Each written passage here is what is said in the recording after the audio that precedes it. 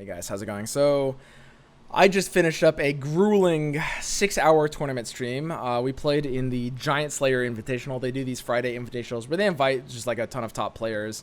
And basically, you know, everyone in this tournament is super good player. And it's a lot of fun. And we did pretty, all right. I'm not too happy with my performance. We finished 5th out of 16th, which is, I mean, it's above average. I don't really like settling for above average, even if it is like a tournament where everyone is super competitive. I can do better, and I plan to. We made a couple of misplays that ended up costing us. But in this long tournament stream, there was one game in particular, one absolutely crazy game in particular, that I really have to show you guys. This game, and you guys can already tell by the length of this video, because this video, yeah, that's right, this video is one game. This was the longest game of Runeterra I had ever played in my life. An absolutely crazy game, absolutely ridiculous game, and I really just had to show it to you guys. So without further ado, take it away, Tournament Swim.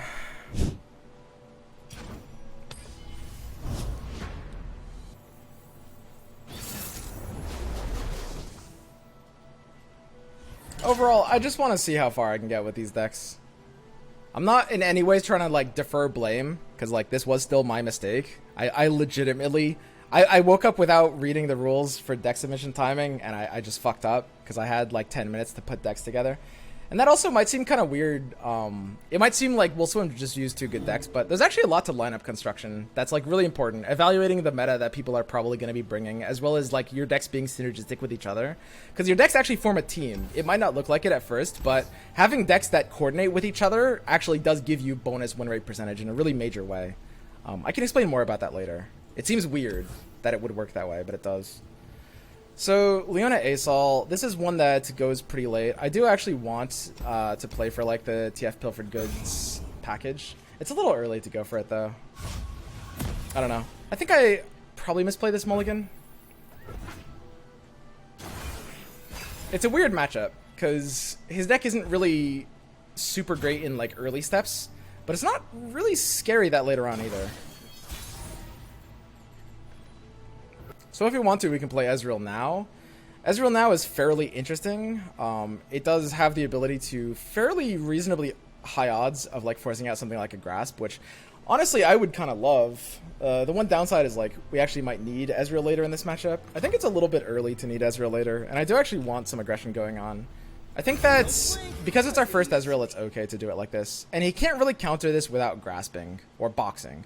Box would feel okay, I guess. But Grasp from his side would feel pretty terrible. He runs 3 Grasps and 2 boxes. Okay.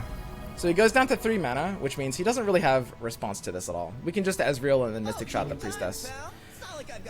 So he's spending a little time thinking about this Priestess, which does change the like range of odds on what he could possibly have. But we got to keep in mind, like, so first of all, we should watch the position of that card. We got to keep in mind it could be Warrior, it could be the deal 4, deal 1, it could be Comet. You don't really want to go for the 4 mana Invoke one. That one's actually like a pretty big bait usually. Yeah, I think the Fleeting Mystic Shot is fine here. I mean, this 1-2 is kind of low value, but it's fine. Wow, what? Oh, okay, sure. I don't think we can really avoid doing that. I mean, just because the Mystic Shot is fleeting, it's like, we're not really in a hurry to play any other cards. It's like, if he has the Glimpse, he has the Glimpse. We can wait to try to get, like, the re-counter Glimpse value, but I think that's trolly just because we have to take the fleeting while we have it. And TF is a nice potential win condition in this deck for slower matchups like this. So it's kind of nice bonus having the Pilfered Goods attached to it, basically. Okay, so he's going to go ahead and take the pass here. That's actually really interesting.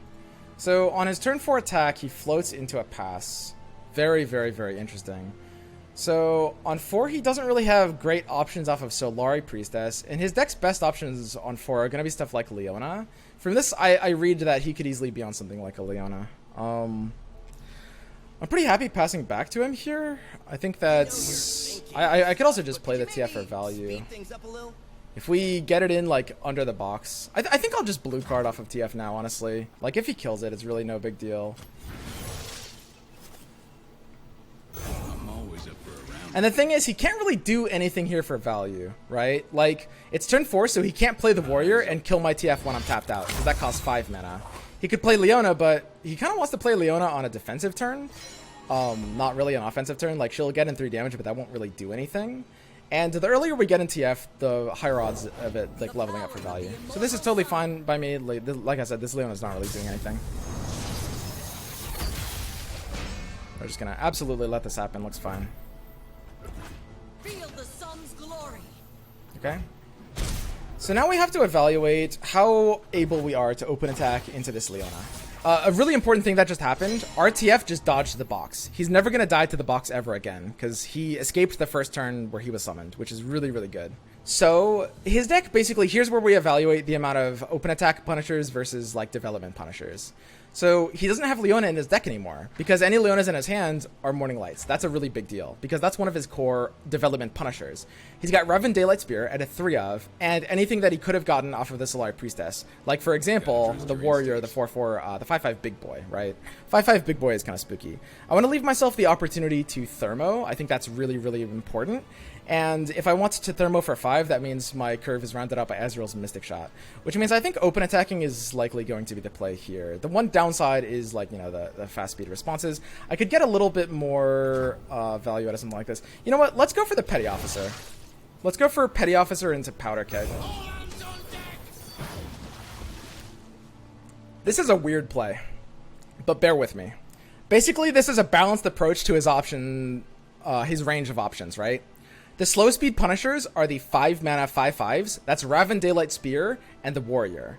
And he has no option at 1 mana. So if he plays a 5 mana 5/5, I can go in with a Thermo Beam on Keg and he can't stop me. This is really, really, really important.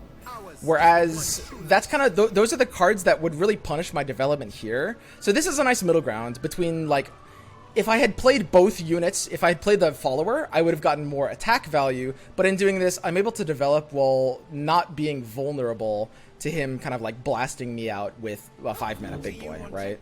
So here, I can go ahead and take these 2 attacks. These look pretty great. We don't want to attack with Twisted Fate, though, because we'd have to commit too many things. It would be a little bit awkward here. Looks good. This is a solid combat that's going on here for me. This is totally fine. We forced out a Solari, which is kind of nice. I would say the best thing about this exchange that happened was probably the fact that if he didn't have a Solari to play, we would have dealt 3 free damage, and that's a big deal. I don't know. It's arguable I could have just open attacked instead as well. So with the Keg, I think we can just go ahead and Mystic Shot. We are letting him play out the rest of his mana, but honestly, I think there's very little for that mana range that he can actually get for value right now. Like, the scary things are 5 mana things, right? If he had 5 mana and I had the opportunity to burn out a cheeky 5 mana 5/5, then I might do that. But here we'll just play for the fleeting Mystic Shot, absolutely. And this Keg dealing 1 damage to the Leona is perfectly fine and will maintain value. So a fairly likely thing to happen here is if he has, I was gonna say if he has a way to hit the Keg, he'll do it now, right? And that would be Vile Feast or Withering Wail. And if he did that, then we could have done the other Mystic Shot. That would have basically secured the kill because it uses the Keg first, which means he kind of loses the target. So he was aware that that was a scare, that he was aware that that was a threat on our end, and he played around it, which is probably proper from him. So now we decide whether we want to Thermo Beam or Mystic Shot the Leona. We want to kill the Leona right now before she has the opportunity to level up. His first action will be to level Leona. And right now, he has fairly limited ways to protect her, save for 1, which is Guiding Touch, which his deck runs as a 3 of, which is really scary. That's bad. But I don't think I can play around it. I think I kind of just have to sink in, you know, one of the answers here and hope that it's enough. Because I have 2 Thermo Beams, I think it's kind of easy for me to go in for the Thermo Beam response. And yeah, if he's got Guiding Touch, I'm pretty sad. Now, the odds of him having Guiding Touch aren't very high, because you would mulligan it away, which means they're about 45 to 50%. I mean, they're reasonable. They're there. Don't get me wrong. Okay. They're not, like, high. It's pretty close to a coin flip. But we're happy enough with those odds. If it was the only Thermo Beam in our hands, we would have used a Mystic Shot instead. Raise your weapon, Sunwood. Behold the divine power Okay, so his Solari came out. He's representing the range on his priestess. We have no idea what card he got yet. I think it's probably the warrior at this point, which is still pretty scary. If he plays it, I want to make sure I can thermo beam it. That is to me. I do not want to let that warrior go off at value. And I don't really care about anything else, because if he warriors and I kill it, then I'm protecting both of my just like insane win conditions. In this case, I'd love to take a pool shark. Pool shark looks absolutely great here. It keeps my thermo beam up to kill like either 5 mana 5/5 he could play. And again, doing it when he's tapped out means he can't glimpse, because he'd have 1 mana if he plays a 5 mana 5/5. And I think those cards are absolutely in his range right now. If you play Raven Daylight Spear as the second card of the round, does it daybreak off of itself? It should, because it's always day for us, right? So it daybreaks off of even that first action, right? So he's got Meteor Shower. It's pretty unfortunate. There's not anything we can do about that. Like, there's no playing around Meteor Shower. It's like, it's something that was in his range, but oh well. I mean, we can kill the Leona, which is kind of nice. We don't really have a great, like, curve off of this. We'd probably just have to send the 5 mana Thermo Beam in, because, you know, there's just no way to smoothen this out. Ezreal's 2 out of 8. If we pilfer goods and find Guiding Touch, we can stop that. Or Glimpse. That's so trolly. That's so trolly to go for that. Ah. It's such a potentially game-winning play. But like the fact that it taps under the ability to kill Leona this turn, I think is just wrong. Because if we don't draw anything good off of Pilfered Goods, then we lose. And also keeping Warning Shot in hand is pretty valuable for the Rex draw that we're kind of like not gonna happen anytime soon, but sometime in the next few turns. So yeah, this ended up going kind of awkwardly. If we draw like an ephemeral card that we can't play here off of Pull Shark like Rex, that would be pretty bad.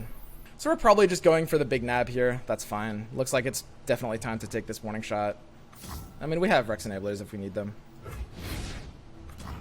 So let's go ahead and think what he could be playing here. The order of operations doesn't matter too much. We just want information first, because we might not end up playing Butcher.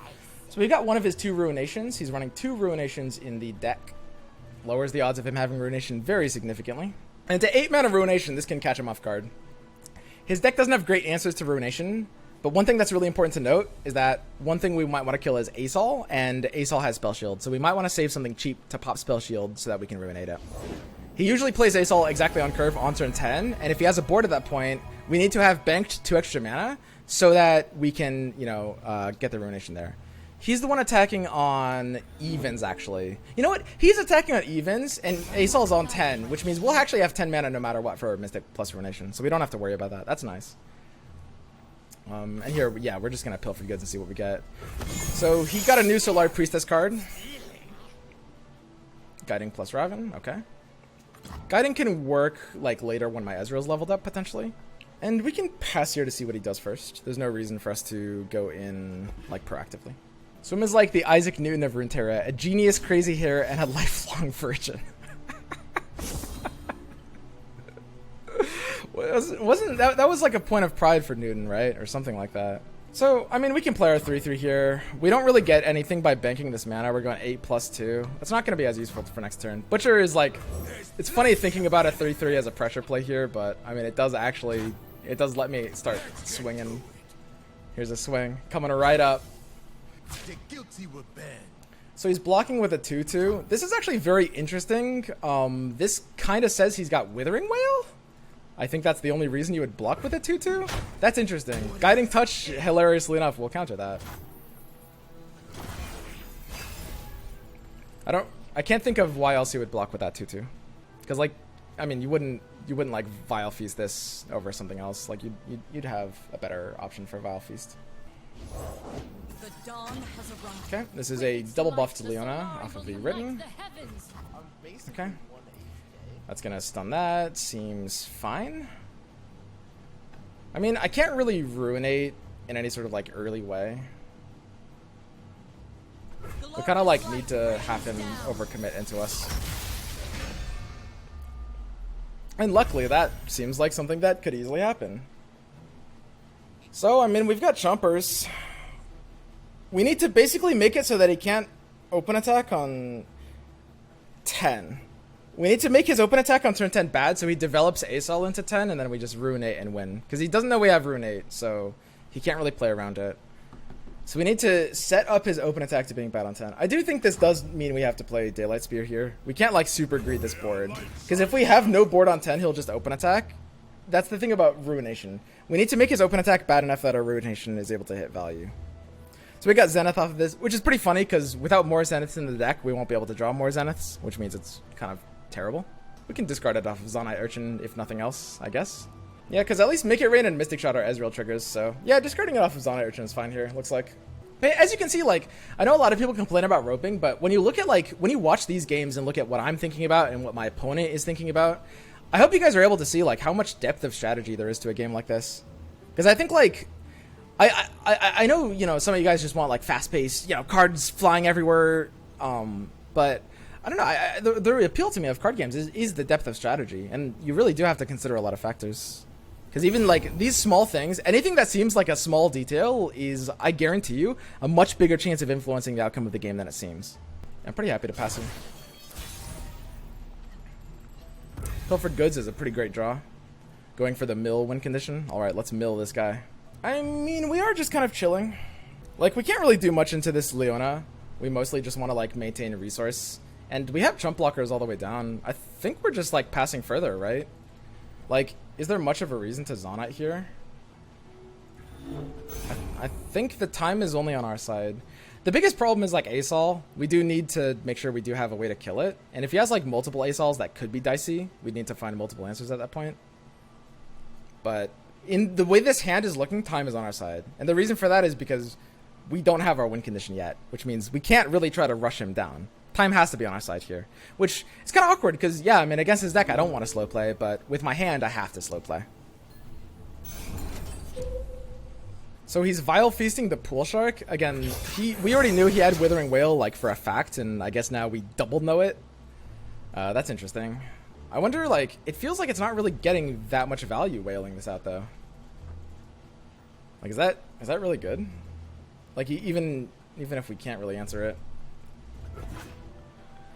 I guess I can play Zonite after he whales. A level TF would also be a nice win condition. And, I mean, it seems kind of far-fetched, but we do have Guiding Touch and Pilfered Goods in our hand. Okay, so he set up his whale again, but didn't act on it. Again, interesting. So if he goes for the Asol now, that would leave him with exactly 3 mana. So what that means is he won't be able to protect the Asol from Ruination. I think that's pretty much what I'd have to do, unfortunately. And I have to Mystic Shot the Asol.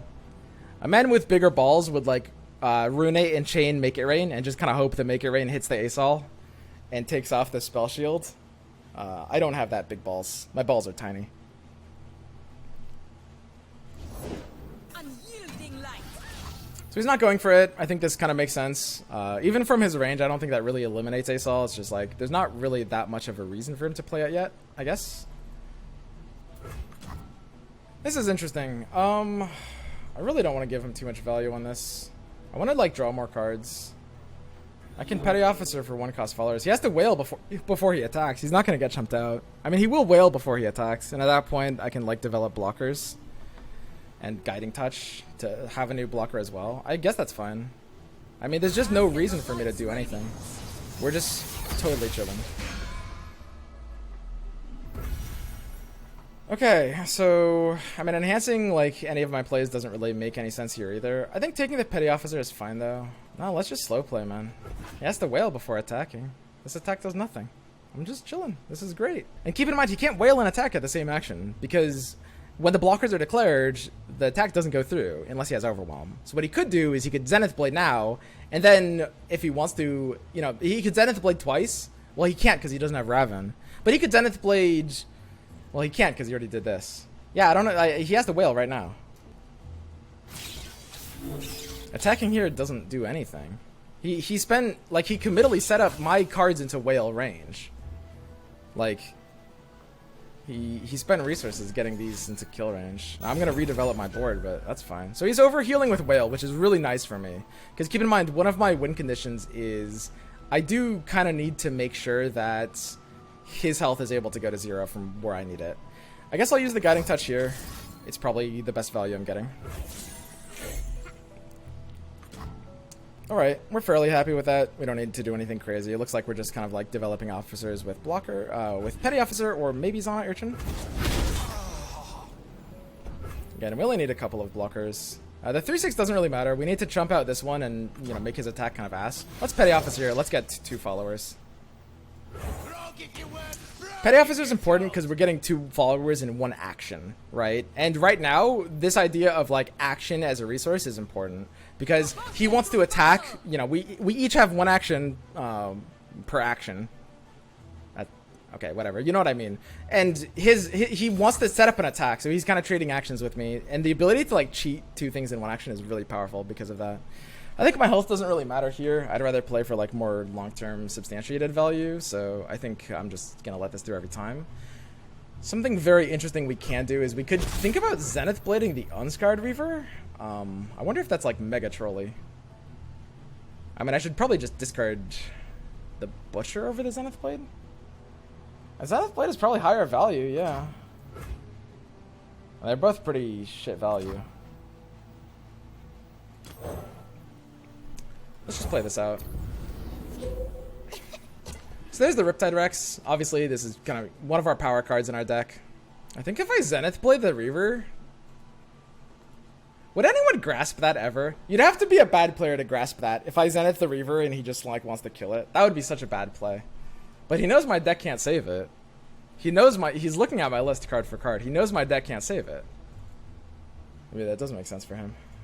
I mean, is this actually the highest value Zenith Blade is getting? I feel like it's really doing nothing else. We don't even have like ways to discard it really. He could box. If he boxes, then I lose value.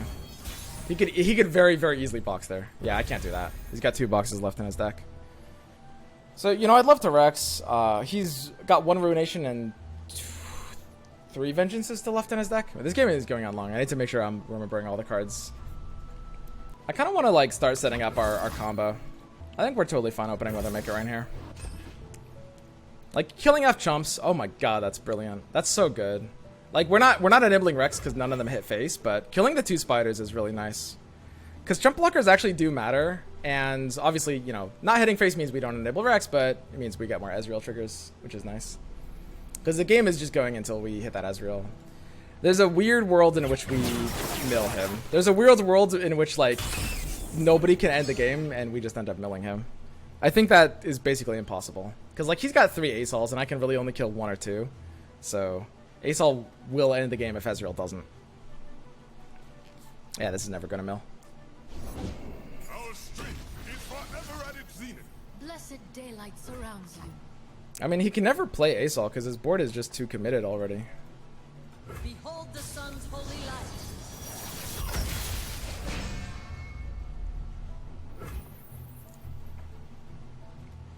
Okay, 6 out of 8. I guess we're just chilling. We actually can't do anything. We're at a complete stalemate here. This is absolutely silly. We need like, usually this doesn't happen with this deck because like we have a lot of cycle cards, right? We've got like Twisted Fate and stuff like that. And like Ezreal is gonna start like threatening like crazy fast lethals, but we actually have nothing. We're just completely waiting, which is fine because his deck doesn't really have a win condition. He's just trying to like, his win condition is basically overwhelming value, right? Which he can't really do without playing Asol. And as soon as he does, I'm gonna obliterate the entire board. Okay, that's fine. Yeah, sure. You can have that. Bask in the light's radiance.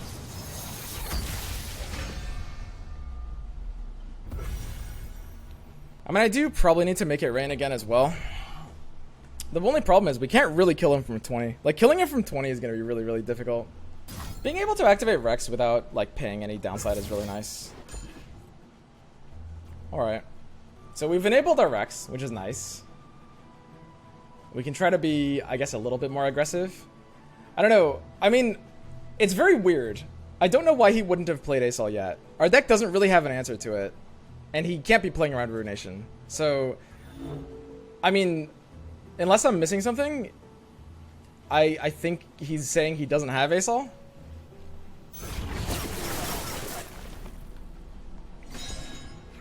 I mean, like, he can probably, like, Vengeance off the Rex, but using a Vengeance on something like that is not really going to be very good either. Like, this Rex will clean up a decent amount of value for sure. Okay, Morning Light. So this is basically giving his units a bit more health. He's getting 2 draws off of this, which is really nice. Like that's the sick Morning Light. The fact that he's getting 2 draws that we can't stop. And he's getting like temporary stats that we don't really have a great way of dealing with. Yeah, I mean we can trump out. We're gonna have to deal with the open attack eventually. Like Rex isn't really as good here. Oh, we might have to Ruination now. And like I said, I mean, if he doesn't have Asol, this kind of has to be our Ruination, right? Sunlight burns in our weapons.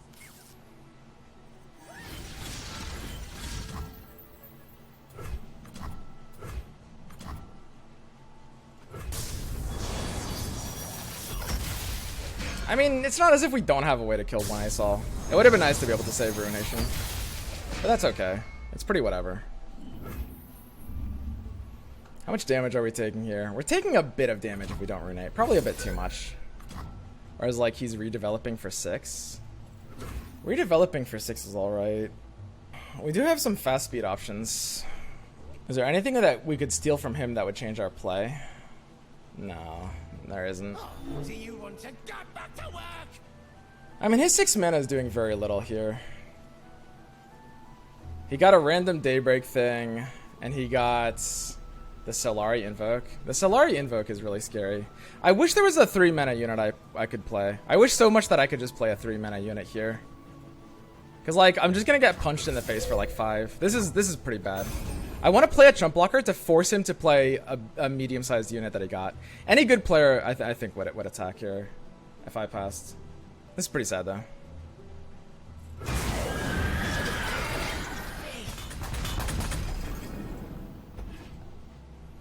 Like, that was kind of our get out of jail free card. I think we could have tried to kill the Leona earlier with, like, a Thermal Beam. That might have been the misplay not doing that. Oh, Thermal Beam hit. So I guess there's that. I don't know if... Oh, God. We actually might not even be able to Thermal Beam this. Because, I mean, the idea is we kind of have to open with Rex, I think, no matter what, right? And his deck doesn't have Reach.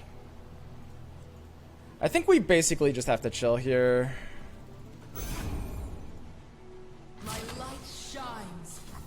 We have to basically abuse the fact that his deck doesn't really have great ways of dealing 3 damage.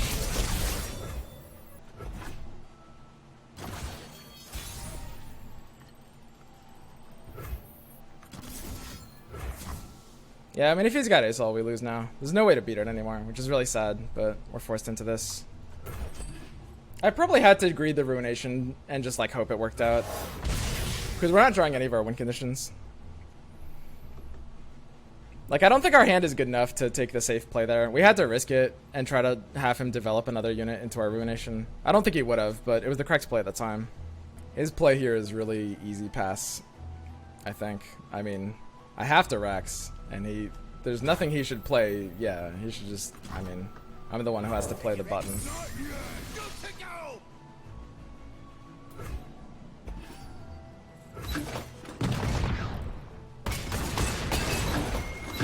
So now my hope is he didn't draw Asol. I legitimately think he should have played it earlier if he had it, but his odds of having it are about 50% right now, even given that. Off the top, wow. So the left card means he drew it as the top deck last turn. The heavens diminish without my attention. So I guess I can check the eye to see if Spell Shield can be popped by a 0 mana Thermo. I don't know for sure. But yeah, I can check the eye. If we draw Ruination from this, or Vengeance, then the 0 mana Thermo popping it can win the game. I think that's probably our best bet here. So does this actually pop it? Looks like 0 mana Thermo does pop it unless that's a visual bug. Attacking has to be Troll. There's a weird line where it's like you bluff something and like hope he doesn't block with Asol, and like any good player would realize he has to block there. It would be so troll for him to not block. It's like a weird bluff attack. He's at 13 cards left. Hopefully the Pool Shark wins me this game. The thing is, Ezreal itself is not really going to be enough because he has so much health. And the fact that I drew one Ezreal and one Twisted Fate this entire game, and both of them died to the opponent finding the deal 4, deal 1 off of the single invoke. It's so sad. Oh, I am Okay. So he'll challenger the Riptide Rex here, I guess. Yeah, I mean, there's no downside to playing Pool Shark here. We know for a fact we're gonna play Pool Shark here. We playing bilge rules, son? To the stars. I mean, he's challenging the Riptide Rex either way. Wait a minute. So we've got 2 draws off of the Pool Shark, which is really nice. We need to draw like double Ezreal.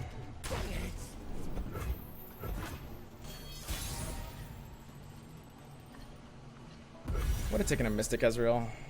Yordle Grifter does something. The fleeting Mystic is so sad, dude. That actually just kind of ruins this. Yordle into Glimpse. I'm not greedy. My friends, though. So Glimpse is going to be a little hard to use because we're going to need to have him tap out first. So I need him to play an Asol here. He probably thinks we don't run 2 Vengeances in our deck. I'd play an Asol here. But I do trust the read. I actually think he doesn't have a second one. Because we had a read that he didn't have one earlier, and he played it from the left side. So I think he top decked his only one. If he's got a second one, it's off the left side again. Gotta trust the read. This game is going on ridiculously long. I have to pee so badly. I've been holding it in for so long. Are we actually winning to mill? Is this actually happening? He's got 11 cards left in his deck. But 2 of them are Asols. I'm gonna wet my pants if we play this game further. I don't have any bottles on my desk. This is a complete fucking disaster. Oh, I gotta go. I mean, if I can threaten getting this damage in, that's pretty crazy, right? Box is very in his range. I don't want to play a Petty Officer into a box. I'll literally just attack with this. Fuck it. Swinging my dick. Let's go. Get it in, boys! I'm jumping up and down on my seat like a 4-year-old. Trying to, I can't hold it in. This match has gone on for a literal hour. So we played around the box and got rewarded. So now the question is, are we good to Glimpse? And the answer is, no, not really. I mean, he's gonna grasp, right? Second box is even in his range as well. Second box is even in his range. So here's something interesting, which is I think we can get him under grasp. I think we can force the Glimpse to get off reliably. And to do that, I think we Mystic Shot this. So Mystic Shotting the Scourge will get him to play Guiding Touch to keep it alive. And that'll tap him under grasp. Now he'll still be in mana range for box, but then if we use the Glimpse on the Pool Shark, then he won't be able to box it. And worst case scenario, I kill his card for free. So it's a win-win. Okay, great. So now I can Petty Officer. Someone, a random follower. If he passes, I'm taking my chance.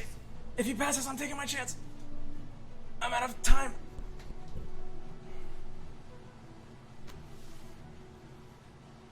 I'm taking my chance. I'm going. I'm speedrunning.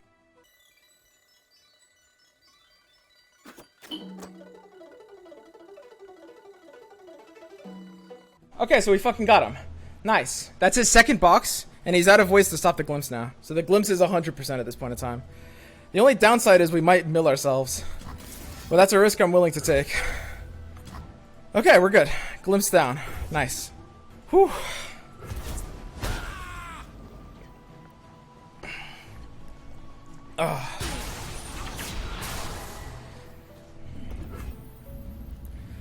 Okay, sweet. So we're down to 14 cards left in deck. He's got 11.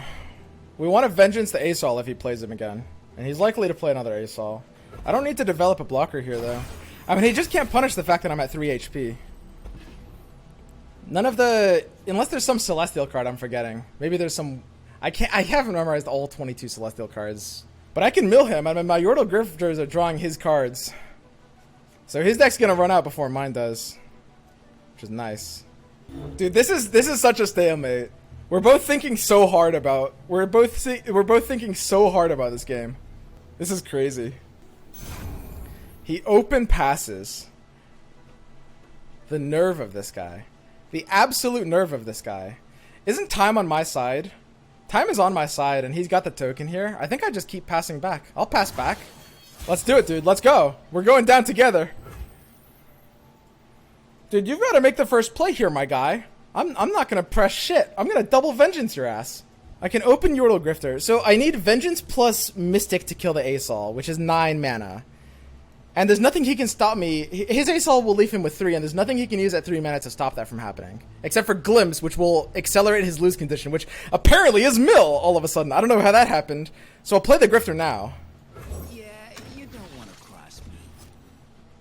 Like, okay, I have to be in a real tournament, in like a bigger tournament, like where I'm not streaming it. I'm always like writing down like cards and counting exactly how much he has left in his deck, especially in controls for this reason.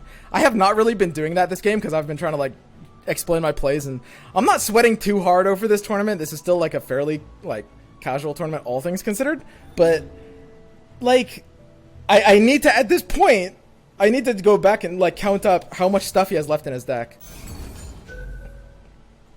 There's a Grasp. So now he's tapped under like most responses at this point. He's tapped under most threats. Does his health matter? I don't see any way that it really could. I think I discard the Zenith Blade with Zonite Urchin. That looks good. Is that less of a chance of being useful than Grasp? Oh, hell yeah. Much less. So we got another warning shot. We're ready to blow him up with Ezreal. Remember when I said 10 seconds ago that his health didn't matter? That was weird to say, huh? God, was I supposed to grasp my own unit to stop him from getting that +3? That actually could have been right. Interesting. So he's out of boxes. He's played both of his boxes. And he doesn't really have good board sweeps for Butcher. And I'm out of ways to actually get value from discarding. So I think I just play the Butcher now. And just try to like pump a little bit of damage into him. I just want to pump a little. I just need to pump a bit of damage. I need to just get my damage in. Let's get it on. Let's get it on. 4 damage. Let's go. Let's go, dude. Oh, yeah. Oh, we're doing it, dude. No box. We've counted his boxes. He's used both. So we're good to just double develop into the turn. Great. That's fine. Seems good. Still up 1 damage. Look at that. 18 down to 17. Beautiful. Come on, man. Play an Asol. I dare you. He can't glimpse. How many glimpses he's used? He has an 8-card deck left. And I'll eventually draw my Ezreal for sure, probably. I mean, I think I remembered to put Ezreal in this deck. I don't know. Maybe I forgot. I was just like... Rex is a sick draw. Sweet. I mean, it's no Ezreal, but I'll take it.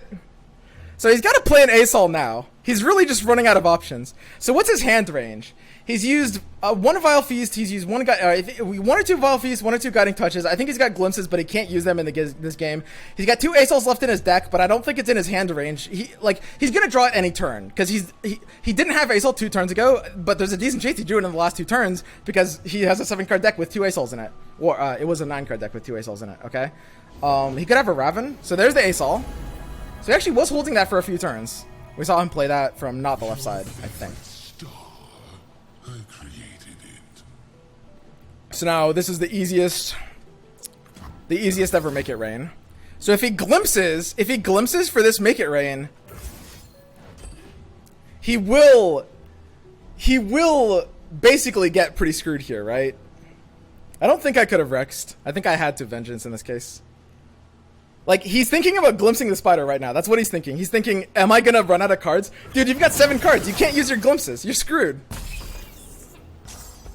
So Asol doesn't have Spell Shield anymore. I could emote before I Vengeance him again, but honestly, it's the second Vengeance, so that's a little rude.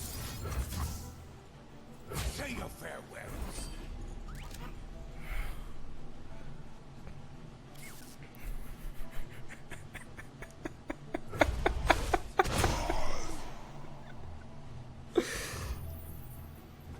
Alright, let's go, dude. 7 cards left. Half of his hand, at least, is completely useless. He has 1 card left in his entire deck, and it's Asol. Everything that's not Asol in his deck is useless. And I have 9 cards, so he's milling before I am. And we're just dealing our chip. We're just dealing our chip for free. But if he sticks an Asol, we're screwed. We do need the ability... I think we do kind of have to represent a clock here. If we don't put pressure on him, we could be screwed. If we Rex, that deals 8 damage to his face... And that allows us to kill him with an Ezreal off the top. And it means he might have to spend mana dealing with our Rex, which is really nice. Which is really, really nice. Using an offensive play like that, it might be a little too aggressive here, though. Like, how much damage do we need, really? The 3 warning shots in our hand? No, I can't Rex yet. I have to open attack. I'm just open attacking. Dude, this is like one of the most intense games I've ever played. Grasps again. This does make my range to kill him a little hard. But it's another turn where he can't ASOL. So what I want to do is can I gold card his ASOL? All unbelievers will see the light. Does he have to play another card? I could Rex here. Has he used a Vengeance? I've used 2 of his Vengeances. I don't think he's used one of his own, though. I really should be keeping track. It's really trolly that I'm not. I think this is kind of the top of Grasper's range for value. I think he's got a Leona in his hand. If I Grasp here, he can stop the lifesteal by glimpsing. And his glimpse could actually win him the game. I kind of want to draw. I think I kind of like need to draw Ezreal. But he can't stop the Grasp. So I can Grasp first. But if I draw Ezreal, I think I don't think Gold Card is really doing anything. Gold Card is such a get out of jail free card. There's a lot he could play that I would need to Gold Card. I'm gonna start by Grasping.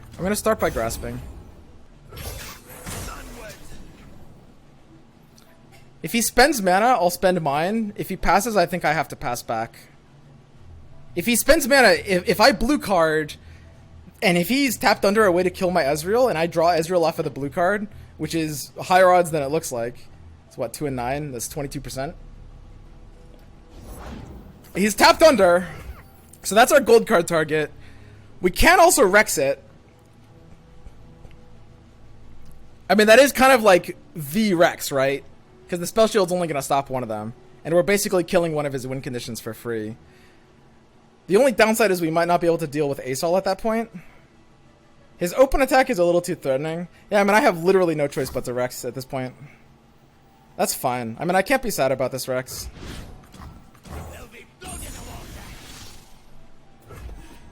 It's only dealing 2 damage to him, but that's fine.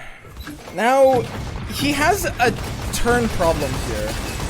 So the scary thing is the last ASOL. Here's the thing. There's an interesting dynamic in how this game works, which is Nab pulls from the bottom of the deck, but it can't pull champs. So what that means is, because I've nabbed like 7 times here, I've nabbed a lot. I've nabbed a lot from him. What that means is the bottom card in his deck is very likely either Leona or ASOL. We actually have, when you think about it, like how it works, because Nab pulls from the bottom, but it can't pull ASOL, which means, so if you look at the opening deck when it's shuffled, if any of the bottom 5 cards were ASOL, they would be the bottom right now, because I pull from the bottom but not ASOL. Which means it's not an even distribution. On ASOL and his last 5 cards, it's very far from an even distribution. The last card is basically, it's almost 100% a champion at this point. And the second to last card is very likely to be a champion too. Because I've nabbed a lot. And I'm going to nab even more. And what that means is, if ASOL is his last card, he won't be able to win the game before I mill him. And he does have to deal with my presence here on the board too. Like, he does have to respond to my threats. Like, I am threatening his life at the same time as I'm threatening milling him. So I can blue card here. And we're still just looking for it. We're still just waiting for it. I mean, I never thought I could play a deck of Ezreal where it actually takes me so long to draw the Ezreal that our win condition is just milling him. But apparently that's what's happening. Okay. I mean, at 5 mana, like, I'm trying to think, like, what he even could have. I've lost track. I should have, like, an extremely clear idea of his remaining tools, but I literally just, I wasn't counting for the first half of the game, so, and honestly, I just can't be fucked to go through the log. It's just too much work. So we want to see what we're getting from him first, right? But Pilfered Goods wants to be used off of something else. We should just pass here. We should just pass. We need our entire hand. We can't really pick a card either, I think. Because we actually need everything here. I think I'd rather, instead of pick a card, I think I'd rather just play blue card off of TF again. That sounds fine. And his deck just has no way of ending. This is one of the problems with ASOL decks, that they just kind of like don't have a way of ending games. I mean, he actually just has no way to threaten damage to my Nexus. Like, he has no positive combat tricks. If I were to block like this and just let this 3 hit me, he couldn't do anything, right? There's no downside in going down to 1 health here, unless there's some Celestial that I'm forgetting about.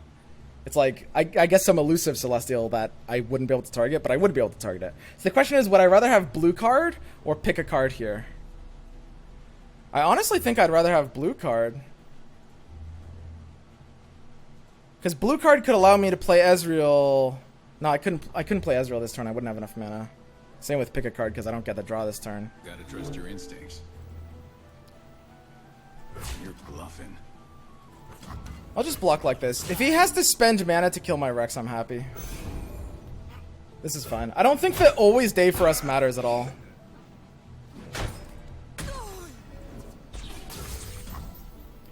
Am I gonna need gold card?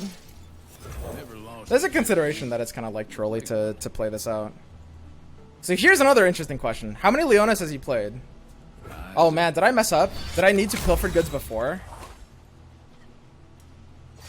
Wait a second. How many Leonas has he's played 2 Asols, and he's only played 1 Leona, right? I think he's only played 1 Leona all game. Has he only played 1 Leona? I think he played a Leona's champ spell. We might not be able to mill him, because if he has 2 Leonas, he can shuffle Leonas infinitely back into his deck off of Leona's champ spell. He should have 2 Leonas in his deck right now, right? We killed this one off of Ruination. Let's look back. Let's look way, way back. This is the same one, right? We didn't actually... No, he guiding touched it. It's the same one that got big, right? No, it's not. We killed it. Yeah, we killed it, and then we killed one off Ruination. We killed 2 Leonas and 2 Asols, so he can't stop the mill. He doesn't have any champ spells left in his deck.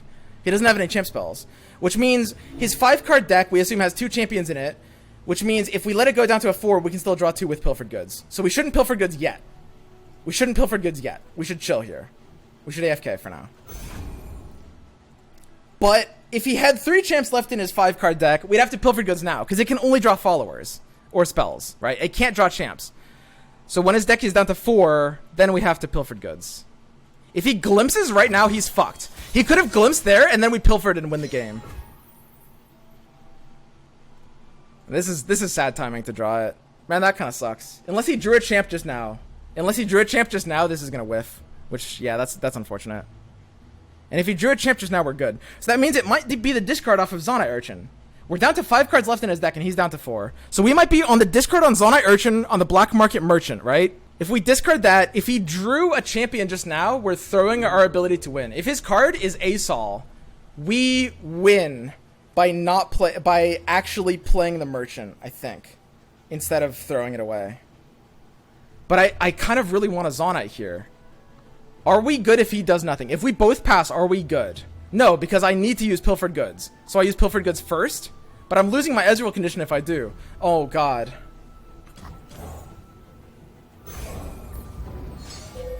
That's good. We didn't lose the opportunity. So now if he Asols, we still have it. The only problem is we might not be able to stop his Asol from killing us. We're gonna have to survive one more turn. I need him to play Leona right now. If he plays Leona right now, we win. Because that means Asol's the bottom card on his deck, and we draw all 3 other cards on his deck. If he plays Leona right now, I'll draw the rest of his deck. He'll top deck Asol, and he'll have that 1 turn and that 1 mana pool to win. And he won't be able to do it, because he'll have to spend 10 on Asol. So he doesn't play it, which means... Could he have Asol? Could he be slow playing Asol right now? What could we draw from his deck?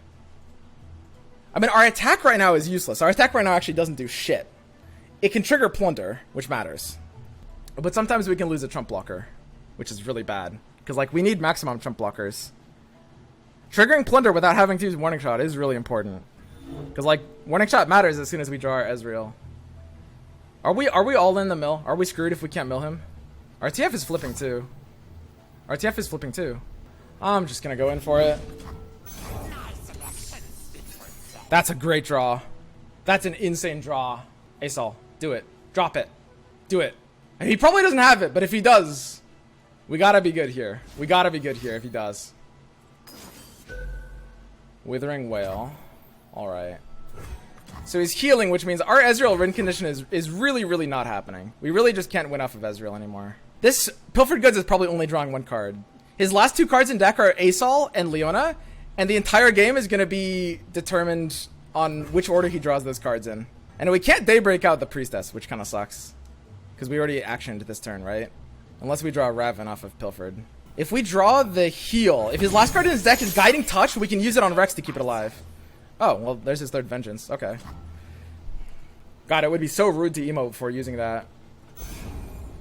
Could I do that? Could I actually brow emote after taking all 3 of his vengeances? Do I have it in me?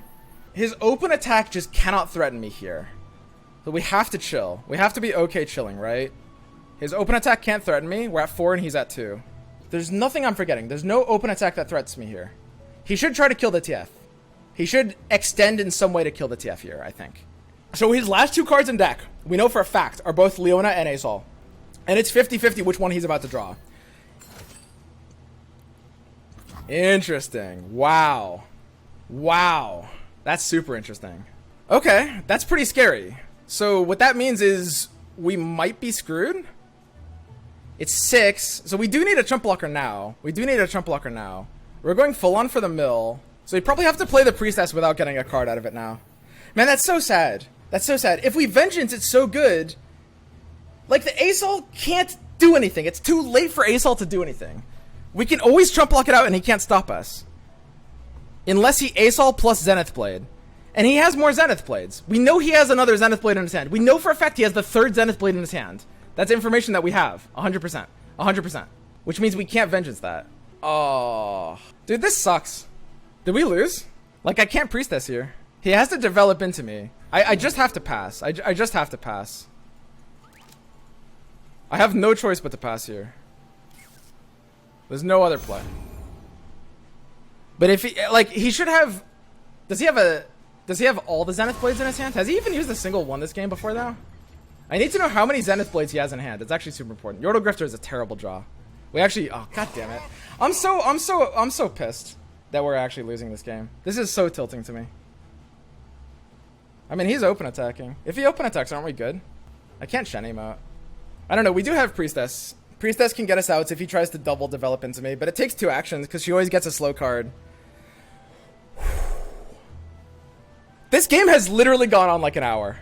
This has been like the longest game in the history of Runeterra. Hesitation to tell. Too right. We're at 3 cards and he's at 1. If we draw too many cards, we could mill ourselves first. Like, leveled TF is really bad for us here. He has no counterplay to the Vengeance here. He has no counterplay to the 3rd Vengeance here. If he open attacks, we should just win. Easy. There's no Celestial. Glimpse doesn't do anything. Touch doesn't do anything. Box is no good. I mean, he can't reach me here. I don't have to sack the TF. There's no reason I would have to sack the TF. But he's already dead before he has another chance to attack. The Vengeance is out. And we stay at 6. But the Vengeance is forced, which means we don't get the Priestess. But our 3-card deck holds. This is his last attack. He's not getting another attack. There's no way he can ever get another attack. He's dead in 2 draws from now. That's it. We did it. So we don't get the Priestess. And we don't get to nab him. But we do get another warning shot here. Yeah, he can't win anymore. We're good. Holy shit, that game! What the hell, man? Dude, my heart is actually just like pounding out of my chest right now. This is largely because I'm really out of shape, but goddamn. What the fuck? How long was that game? That was literally an hour game. Right? Cool thing, this nab mechanic. Holy shit. So don't get me wrong. Like, a lot of things happened in that game. That was like, you can call that a really lucky game if you're looking at the nabs. You can call it an unlucky game if you're looking at our champ draws. Like, his champs are supposed to be on the bottom of his deck because of how the math works, but ours aren't. But it's like, there's high RNG and low RNG in both ways. But what did happen that game is I think I was able to showcase at least like some of the depth of strategy. Like, don't get me wrong. Yes, there was like there was a crazy amount of variables happening in both directions. But like, I don't know. I've seen so many people, especially like new players, because every expansion there's always new players. There's always so many people that are coming in and being like, you know, why do you rope so much? And like I can tell you, if we didn't plan that game out as well as we did, and yes, we got a lot lucky in some ways. If we did not plan that game out in the way we did, we could not have won that one. For sure.